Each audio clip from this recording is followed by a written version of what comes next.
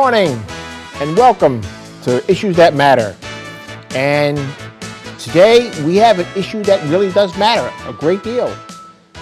I am honored to have on as a guest Mary Mayhew, Mary's first appearance on Issues That Matter was when I was a ranked rookie host. But now I'm no longer a ranked rookie host. Now I'm just an incompetent host.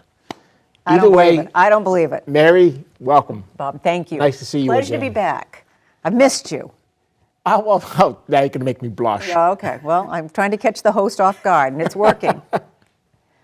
Well, Mary is, she was the former director of DHHS under the Governor LePage's administration. Back in June, I believe it was, you announced that you were going to be running for governor. Yes. So she's on now as a Republican candidate for governor in the Republican primary. And Mary, how are you? I'm fantastic. I have been having such a great time. It's an honor and a privilege, really, to be out all over the state, meeting with amazing individuals, families, businesses, individuals who truly care deeply about our great state, are concerned about what it's going to take to assure that we've got a much brighter future for our families. You know, I've got two sons, 17 and 23, and I would love for them to stay in Maine, to have the opportunities here to stay in Maine. And I know too many families where their children have had to leave the state to pursue their careers, too many businesses that have left our state because of the challenges here. Now, as I recollect back in the days that I was involved with my career and I was hiring people, Maine does have a pretty high percentage of people that graduate from higher universities or higher college. But we have a very low percentage of people that end up staying in the state after they graduate. Right. I mean, we have a huge challenge in this state generally. We have thousands and thousands of jobs that are today going unfilled. Employers cannot get individuals to apply for, to come to these jobs, and the bar is not high. In this case, I've been talking with employers throughout the state where they simply need employees to come to work on time, drug-free, and stay to the end of the shift and come back the next day. And this is true across all sectors of our economy. This is certainly in healthcare and home care, it's in manufacturing, it's in farming, it's across the board. I experience it just about every day of the week. I belong to a coffee group at a local McDonald's, and I'd like to come join your coffee group sometime. Why don't you? Okay. You have my personal invitation. Okay. Open invitation. You just let me know by all means. When and where. I'll be there. Kennebunk. Okay. That's where the world's problems are being solved, right? That's right. Okay. Oh, wait, no. We solved the world's problems a long time ago. Okay, all right. Now and for the past few years, we've been on a track to try and develop new ones. New problems? New problems. Oh, that's not good. Okay. But we have to keep people like you challenged. Yeah, that's true. You know, you don't want to get rusty. No. Right. I don't think there's any. But one of the challenges that McDonald's has is hiring people. Yes. Now, it wasn't all that long ago that we had a lot of people that were unemployed, that were hungry for work. So we have a historically low unemployment rate, and while that is a positive, and we are lower than the national average in the country, what is a huge problem for Maine and for our country is twofold. One, for too long, we designed welfare programs that discouraged work. Even though in 1996, when Congress reformed our welfare programs, it included in our welfare programs a requirement to work. For the last many years, we've been moving away from that. And so it's not surprising that today we're struggling to have a workforce that's ready, willing, and able to work when we have been paying people not to work, discouraging work, because people are worried about losing their benefits. Here's what I know about the value of work. that government and dependency on a welfare program is never going to transform someone's life. That what we know is that we have to support a pathway to self-sufficiency and to independence. And fundamentally, Bob, that's based on knowing that every individual has potential, that we shouldn't be evaluating them through their current circumstance, their substance abuse, their poverty, their disability, but through their God-given talent and their potential. And that everything that we do should be supporting them on that pathway. But today, between our welfare programs and the disability pathway, which we have many, many more individuals who have been told, convinced that they need to find a way to become disabled. And that too is committing individuals to a lifetime of poverty and robbing them of the human dignity that we all get from leading valuable, productive lives. I hear you. I hear you. Now, I am one who went down that disability path. And it strikes me, and I thought about this back, I used to work for an organization called the National Able Network. Yes, you and I have spoken about that. Which is part of the CSEP program. And back when I was working for them, I think it was under Governor LePage. I don't know. I'm talking to you. You can tell me. Where it became, no, it was a federal thing. It was a federal thing that said that if you didn't, or maybe, I don't know, but if you didn't work, you're not going to get food stamps. So it was a federal requirement in 1996 when they reformed welfare. Not only did they take what we used to know as aid to families with dependent children, that became temporary assistance for needy family. And they also reformed the food stamp program. In both of those programs, they were creating both a time limit, which is why it's now called temporary assistance for needy families, and a requirement to work. So in the food stamp program specifically, if you're between the ages of 18 and 49, you do not have a disability and no dependents, the expectation in order to maintain that benefit is that you are going to work a minimum of 20 hours a week or be in a vocational training program or volunteer 1 hour a day in order to maintain the benefit. Maine, prior to the LePage administration, had waived that requirement during the economic recession. The Obama administration allowed states to waive that requirement. In 2014, we reinstated that because we care about helping people out of poverty and know that the best way out of poverty is absolutely a job. Under that program, would participation in the CSEP program, such as National Able Network, would that qualify as the work requirement? As a vocational training program, yes. Really, I mean, at the end of the day, this is about recognizing that there's got to be an effective pathway to those jobs. But there also needs to be a sense of urgency to returning to the workforce. We know that the longer people are out of the workforce, the more difficult it is to get them back in. Between the challenges that we see of individuals struggling with depression, the level of substance abuse that we see in our state and in our country, we've got to value the role of employment, not just for the income that it represents, but what it does to restore self-worth, self-esteem, to recognize how important that is to having strong, stable families, more vibrant communities. It wasn't that long ago that you weren't seeing murders on the front pages of Maine's newspapers or in our evening news, but now it seems far too common to be reading about incredibly violent crimes in Maine, much of which is directly related to the level of drugs and drug trafficking in our state.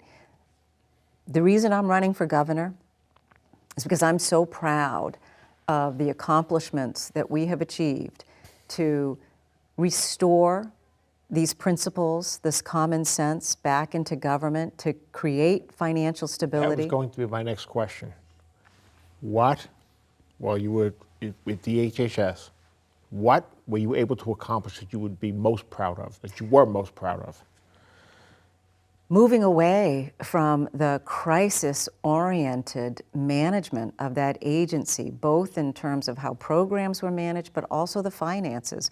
When you're chasing your tail to fill a financial hole, you are not prioritizing, you are not planning. And that's how that agency had been managed for years. Every single year there was a massive shortfall, $100 million shortfall that the legislature had to deal with, which truly took away from any opportunity to talk about other priorities.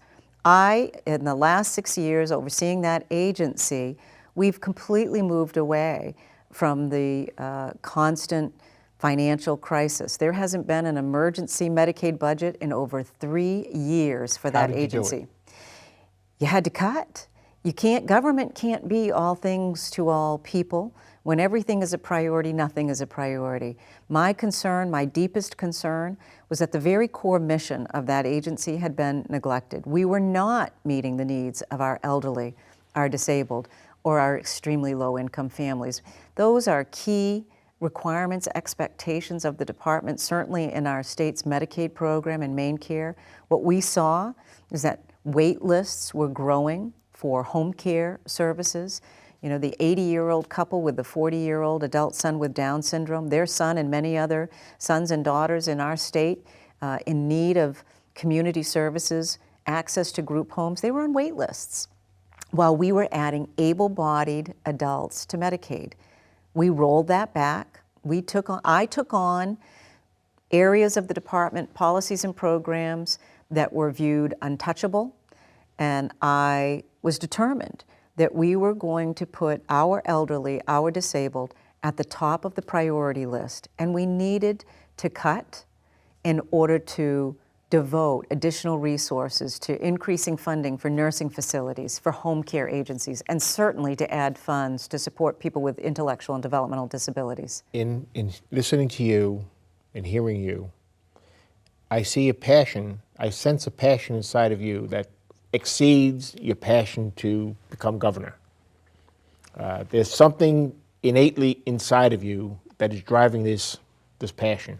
What is that? Well, you have to have that, Bob. I mean, when you think about the role that I've played in the department, and I refuse to develop a bunker mentality or to hide from the scrutiny or the questions from the press, I was always willing to answer, to be accountable for, and to explain the direction we were taking. And as a result of that, I certainly have taken a lot of incoming and attacks. The reason why I am so passionate about the path that we've been on is because I believe it. I am deeply committed to this state. I grew up in Pittsfield, Maine. My parents worked incredibly hard. My father worked for the Edwards Manufacturing Company. My mother was a nurse's aide at Sebasticook Valley Hospital.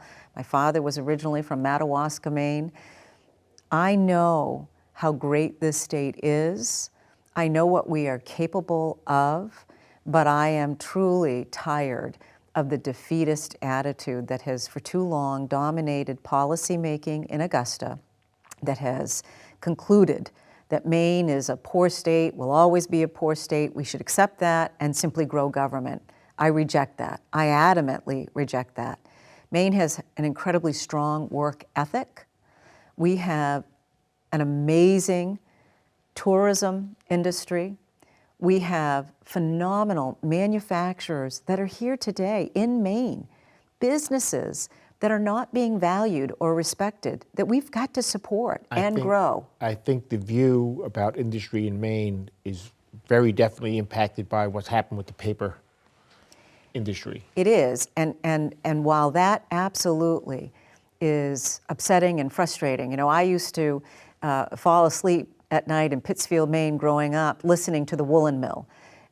San Antonio Shoe, it wasn't that long ago that was still a strong company in Pittsfield, Maine. The company that my father worked for, Edwards Manufacturing, although renamed, purchased not that many years ago, just closed. We cannot just have rhetoric and expect that businesses will stay and succeed in our state or that they will come to our state. We have to be prepared to walk the walk. When you grow government and you add to the tax burden of our state, you make it increasingly difficult for families to flourish and for businesses to succeed. It's not complicated. We've grown government at all levels, and we have made it very expensive for individuals and families to stay in this state and for businesses to succeed. You can't rush in when a business is teetering on the edge of closure or relocating to another state and think that you are somehow going to fix the problem. If that's a crisis-oriented approach, think of all the individuals and families that now live elsewhere, either permanently or for 6 months and a day, because they can go across the border to New Hampshire or to many other states that don't have an income tax. We are, and this isn't about wealth. I met a gentleman who was a merchant marine. This was when that 3% tax was pending before the November election. And he said, I've worked too hard. I've worked too hard. The moment my daughter graduates from high school, we're out of here. There are many people who can easily leave this state and immediately have more money in their pocket. I want people to stay in Maine, and I want hardworking Mainers to keep more of their paycheck in their pockets. I've spent more time up in Augusta over the past couple of years than I ever dreamed I would be spending up at the state capital of any state. And you keep coming back. They haven't got rid of me yet. But it just strikes me that superficially, everything seems to be very calm. People are very amicable with each other. Republicans get along with Democrats. You take them out of that environment and put them in, I don't know what kind of format I can refer to, but in the media, involved in discussion about an issue. That seems to break down. Well, let me say this about the legislative process. First of all, I have deep respect for the legislative process and the value of robust debate on the issues. You know, I think most people have the same goals for our state. We disagree about the path. It is when the arguments become personal attacks that we lose the opportunity to vet information, get competing opinions on the table, and ultimately reach decisions through consensus, compromise, or otherwise.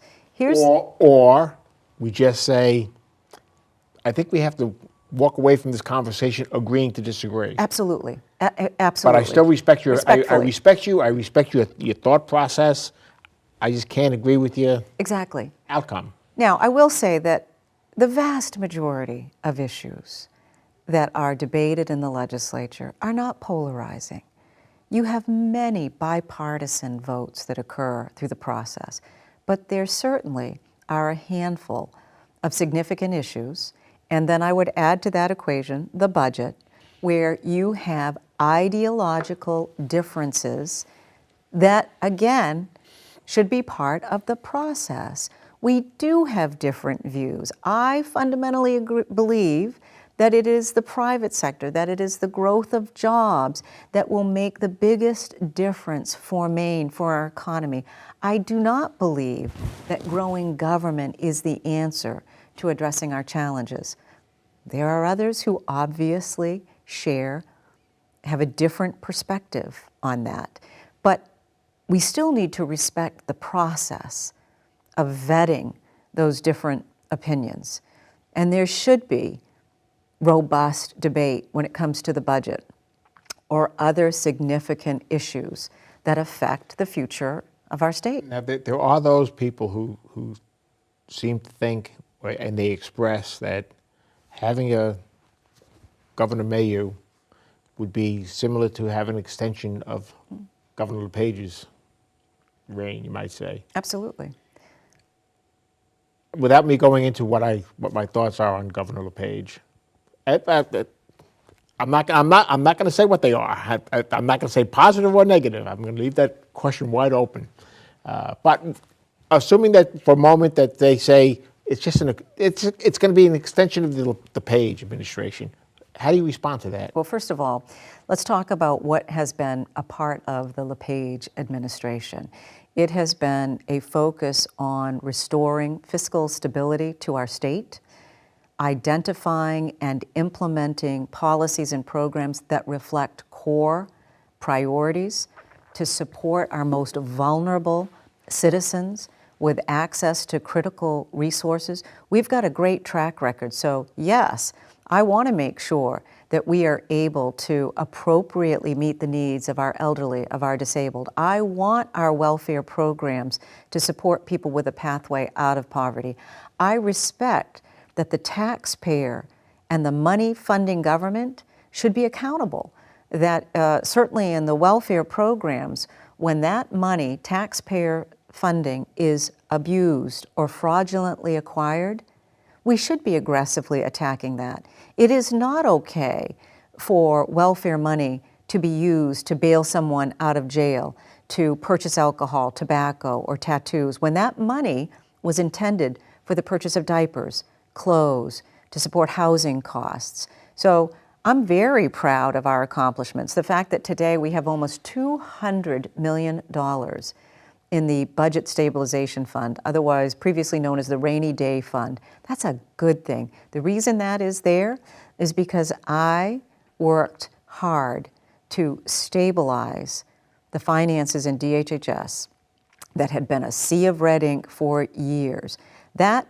Getting our financial house in order in DHHS has allowed the rest of state government to not only be more stable, but to be able to reflect other priorities. State police salaries. The legislature was able to address that. The reason they were able to address that is because we didn't have a massive financial hole and crisis in DHHS. Just, Bob, for one fact, of all the spending, state and federal, in the budget, nearly 50% of that flows through the Department of Health and Human Services. If you don't have that agency under control with the right priorities, it is very difficult to reflect other priorities in state government and to reduce taxes.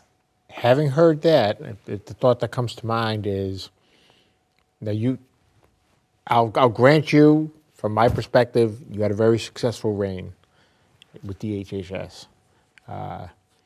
You know how the system works. You know what DHHS needs. You know how to get it. How are you going to pass that on to your successor? I'm glad you asked, because I think there are many. I thought you'd be glad. It was a great question. So people will say, well, she knows DHHS. I didn't know DHHS when I walked in there. And certainly I had a healthcare background. I'd worked for the hospitals. But that's certainly a part of. I didn't have a deep understanding of all of the aspects of a $2.6 billion Maine Care program, or the $3.5 billion annual budget at DHHS, and all of those programs, child welfare, developmental disability, the 2 state psychiatric hospitals, public health, the welfare programs, food stamps, TANF. What I applied to a business approach and a management approach to DHHS can be applied across state government. And fundamentally, Bob, it's about asking questions. Why are we doing this? And if this is truly a priority of government, how do we determine that it is being done efficiently with the taxpayer dollars and effectively? How do we define success and measure success? And truly, that has been a sea change, because so many of these programs, they sound wonderful. Motherhood and apple pie. Well, I need to know, are they producing good results? If we're spending money in prevention for child welfare, how do we know that we've accomplished that important goal?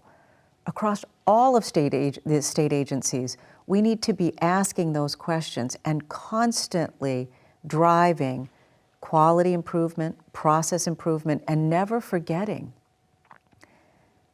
that you have hardworking Mainers who have money being taken out of their paycheck being sent to Augusta.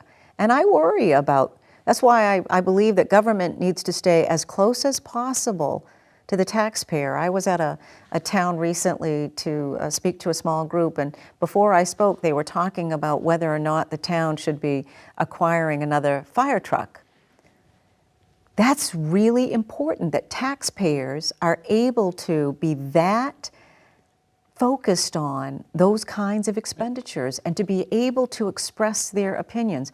The farther away government gets, the less accountable and the more difficult it is for taxpayers to feel like they've got an opportunity to affect it. And I suspect that one of the things that the voting public is very tired of hearing is politicians pledging election after election that they will focus on the waste, fraud, and abuse. Yeah, I've done it, Bob. That's the difference. I've done it. So I've cut state government. We cut Medicaid. We rolled back eligibility because they had built a program that the state could not afford. The governor inherited a $750 million debt owed to Maine's hospitals. Nursing facilities had closed in Calais, in Pittsfield, and Holton because the state was not meeting its obligations to pay its fair share of the cost to those nursing facilities through the Maine Care program.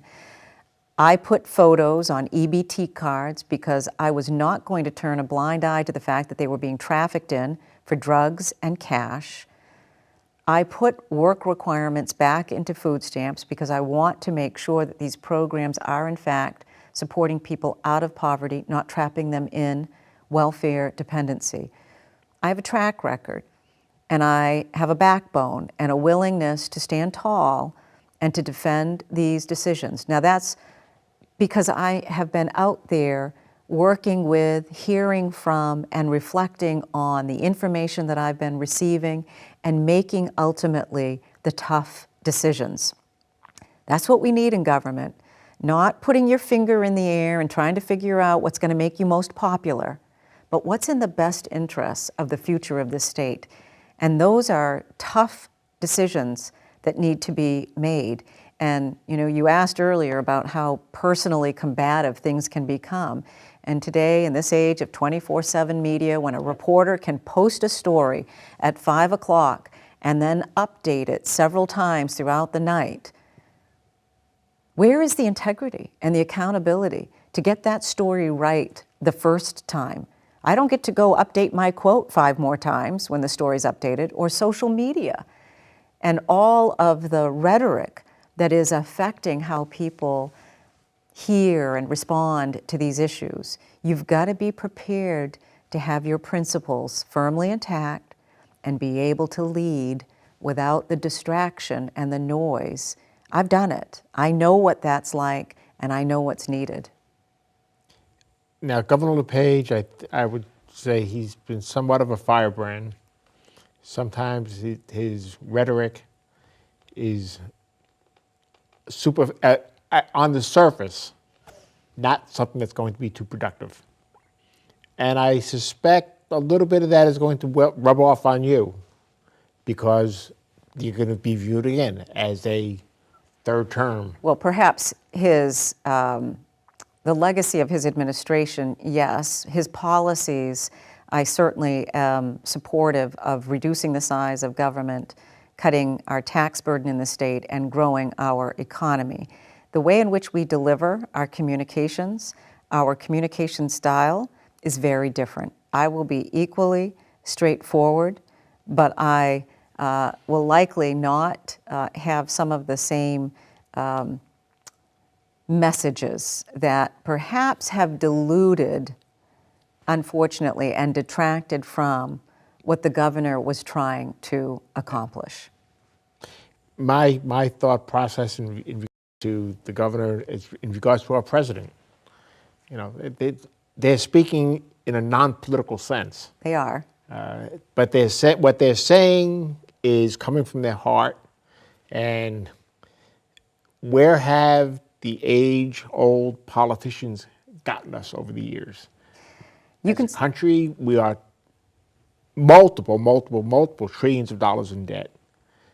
And I'm reading a book that I pointed out to you earlier that spoke about the founding fathers very, very strong cautioning about not spending more than what you have. The government should not be spending more than what you have because it's a recipe for tyranny. And we're not seeing the magnitude of that. I like, first of all, what you said about the risk of tyranny. The level of dependency that is occurring between states on the federal government should be a huge concern. The degree of debt that we have as a country and the amount of debt that we owe to China and all of the perverse structures that has created, threat to our national security because of it. And yet here we have in Washington, Congress, some of our own members of Congress, blatantly disregarding and ignoring that debt and continuing to vote in favor of outrageous spending that we can't afford. You know, the debt ceiling gets raised as though it's some sort of a mechanical vote. So this whole debate about Obamacare, to me, should be about what can we afford. I don't know how to deal with individuals in Washington who exist in this world of suspended reality where they don't have to balance their budget. States have to balance their budget. Ends have to meet. Everyone in their personal budget has to do that. It's very easy to spend money when it's somebody else's money that you're spending. Or when you're borrowing, when you're printing it. And the Medicaid expansion that is part of Obamacare, that is going to be on our ballot in November, where's the money coming from when we've got that kind of national debt? We know what that looks like at the state level. Maine expanded Medicaid long before Obamacare.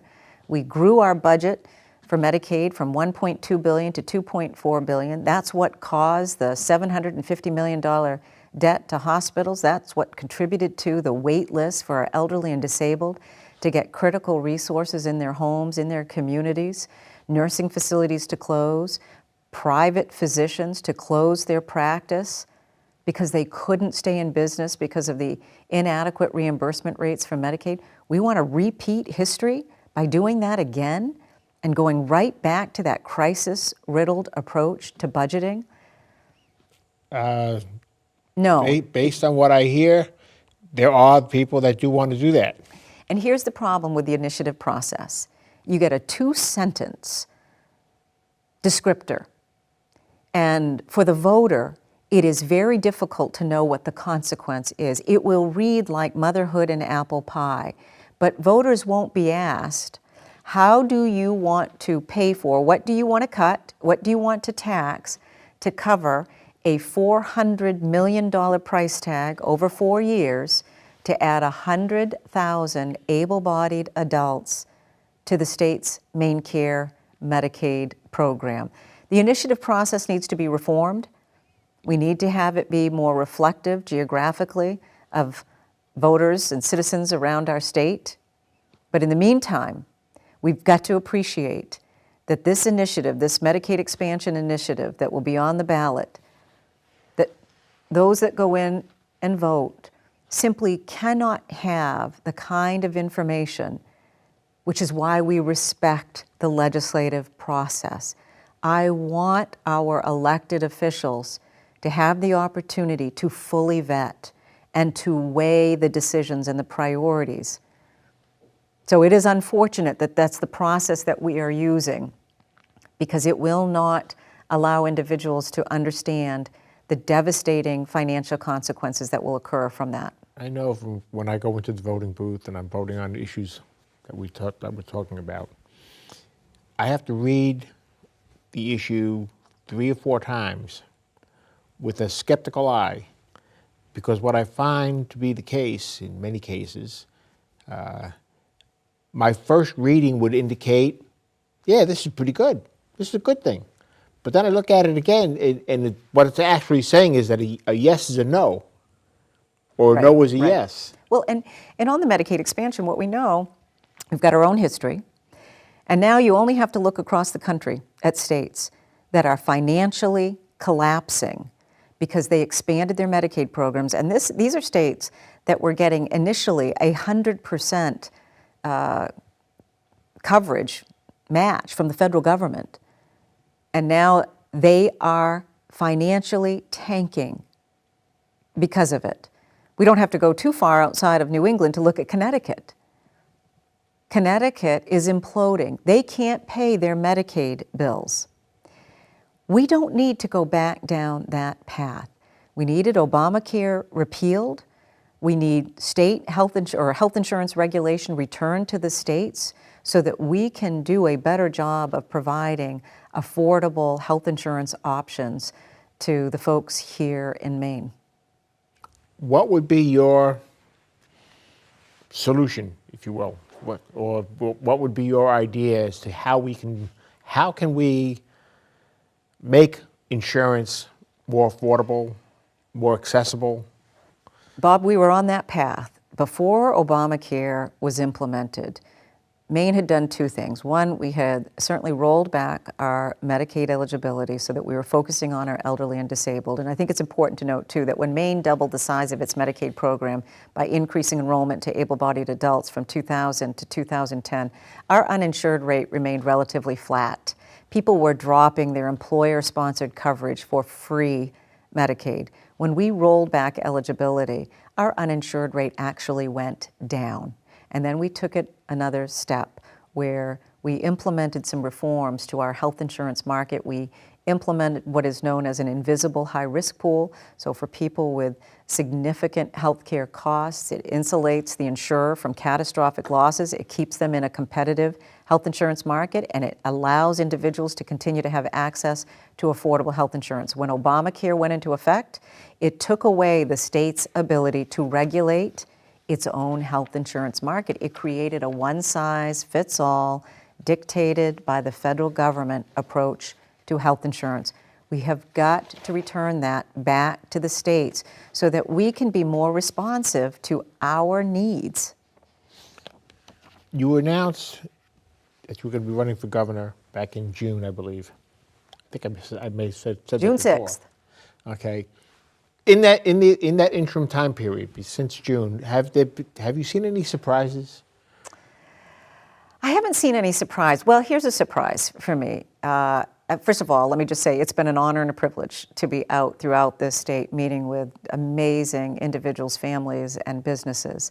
I think what has been surprising to me is that given the media noise and the constant assault on the LePage administration, on my work as commissioner, I have been so pleased and encouraged as individuals have come up to me to express appreciation, to acknowledge the good work and their gratitude that their hard-earned money, that their paychecks, first of all, that we're not raiding their paychecks, but that we are also valuing those taxpayer dollars and restoring integrity into our programs and fighting fraud and abuse and helping people back into the workforce. I think what you're seeing is reflective of what we see at the presidential level.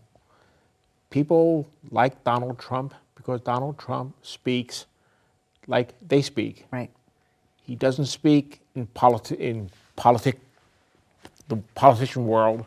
He says what's on his mind. Governor LePage says what's on his mind. People on the street understand that. Just be honest. The Be media honest. doesn't. Well, and truly, I think what I have long heard, so this isn't a surprise, but what I've long heard, what I've understood, and what I was raised with, people who are working hard every day, getting up out of bed, going to work, are tired and frustrated and angry because they know of someone, a family member, a neighbor, someone in their community who is not working, who is getting a welfare benefit, and is absolutely capable of work. And that, I truly believe, is what has motivated so many people to be demanding reform in our government. And that is both at the state level and at the federal level. And I've heard the same, by the way, as I've been working with the Trump administration and with staff in the president's surrounding the president. They want to implement the same reforms that Maine implemented. So they've been seeking our advice on how to move forward with many of those policy changes. So we should be honored that the federal government, and I've heard the same from other states, they're looking to Maine. How did you do it? What would be your takeaway? If you had the opportunity to say one thing to the state about yourself, about what you've done, what you expect to be able to do if you become governor, what would that be? That I am prepared to fight for the future of Maine, and that I care deeply, and I am going to stick to my core principles. I believe people that work hard should keep more of their paycheck in their pockets, and that businesses should be able to reinvest, and government needs to be focused on a very limited core mission: public safety, infrastructure, meeting the needs of our most vulnerable citizens, and providing support for education. Thank you very much for being a guest. Always a pleasure. Well, Thank you. We'll have you on again. Okay, I'll come back. All right. Maybe next time. Now this would be a real plus for us As governor? as governor. Okay, you got a deal. You got a commitment. Okay. All right. You heard it. Mark that word. It's on Mark tape. that down. We got a commitment. Mary, thank you very much. It's Thank been a you. pleasure. Maybe you've seen it. Maybe you've seen me. No, I'm still incompetent. I'm not. No. Always a great interview. Wow. Thank you. And I've been interviewed by a few people, so. I'm sure you have. Well, folks, that's the show for today. Tune in next week. And now next week, we're going to be doing a show on gender issues. Fortunately, we will have a guest co-host to help me with that one. And then the week after that, we have the Democratic governor running for governor. Janet Mills will be the guest. It will be a very interesting interplay between what we've heard today and what we will hear from Ms. Mills in 2 weeks. Have a great day. Be safe. And enjoy the great state that we do live in. Bye-bye.